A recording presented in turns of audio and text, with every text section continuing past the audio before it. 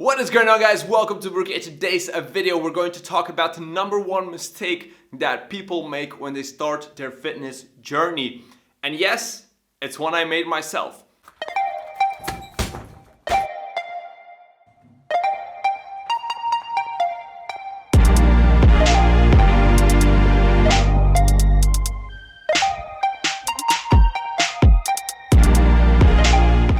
Today's video is all about strengthening the inner core.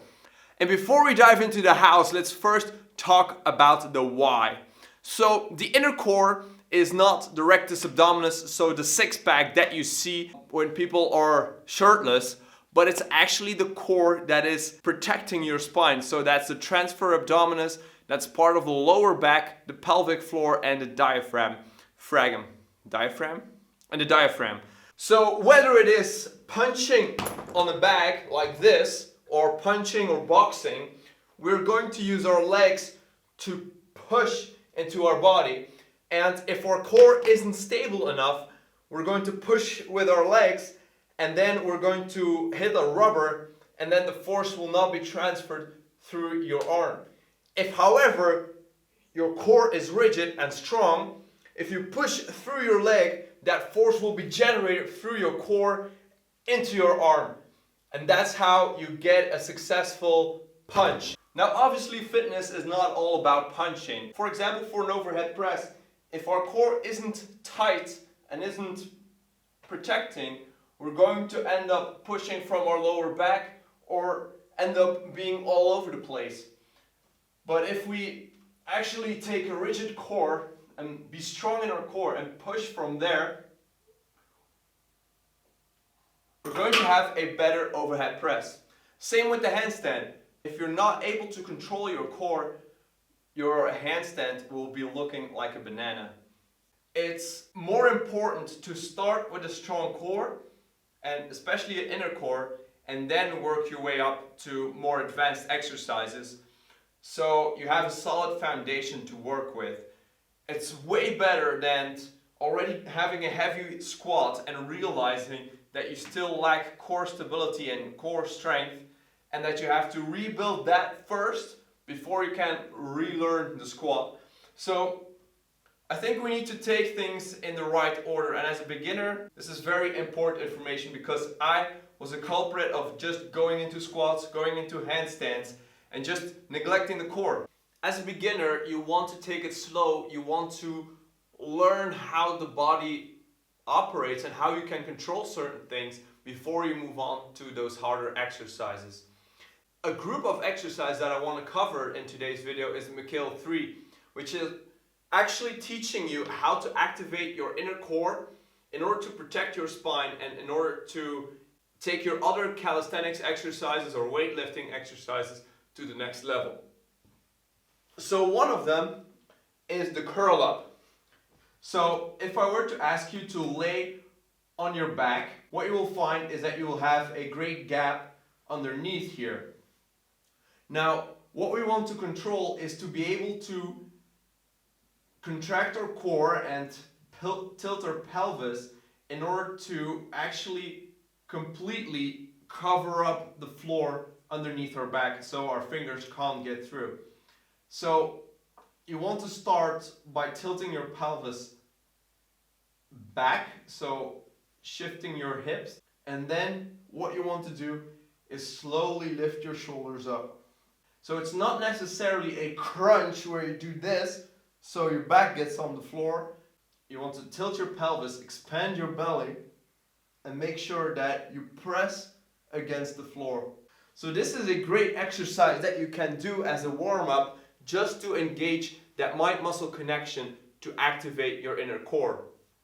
Another one that I started doing just recently is the bird dog. So what you do with this exercise is you're going to go on all fours, like so, and you're going to lift one arm up, and you're going to lift the opposite leg.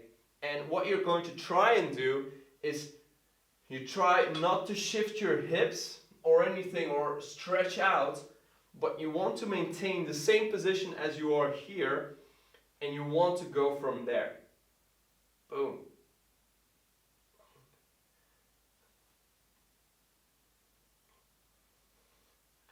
So you're going to want to shift like this, but you actually want to maintain a neutral spine. A good tempo for this is you don't want to rush this. You want to go and stand here. You want to slowly move into position so you don't get all over the place and you lose your balance. But you want to stabilize, go slowly into position. 1, 2, 3, and then you go back. You want to stabilize. 1, 2, 3, go back. And this exercise is really not that taxing on the core, but it teaches you great stability. And that is what we're after. Okay, now obviously if you're unsure, you can always ask a friend or film yourself to see whether or not you're doing the exercise correctly. So the next exercise is more about the obliques and a little bit of the glute medius. So the obliques are the muscle that run on the side of your body. The glute medius is the one that lays here behind. And by strengthening and getting control of these obliques, you get a full and stronger core. Because the internal and the external obliques are the ones that are aiding in every single movement that your torso is making. The rectus abdominis, your six-pack muscles, are only really doing crunching movements. And that's why these are more important than those six-pack abs. Now, what we're going to do is the side bridge.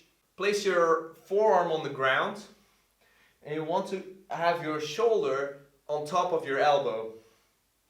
Then you're going to place your feet on top of each other on the other side, like so.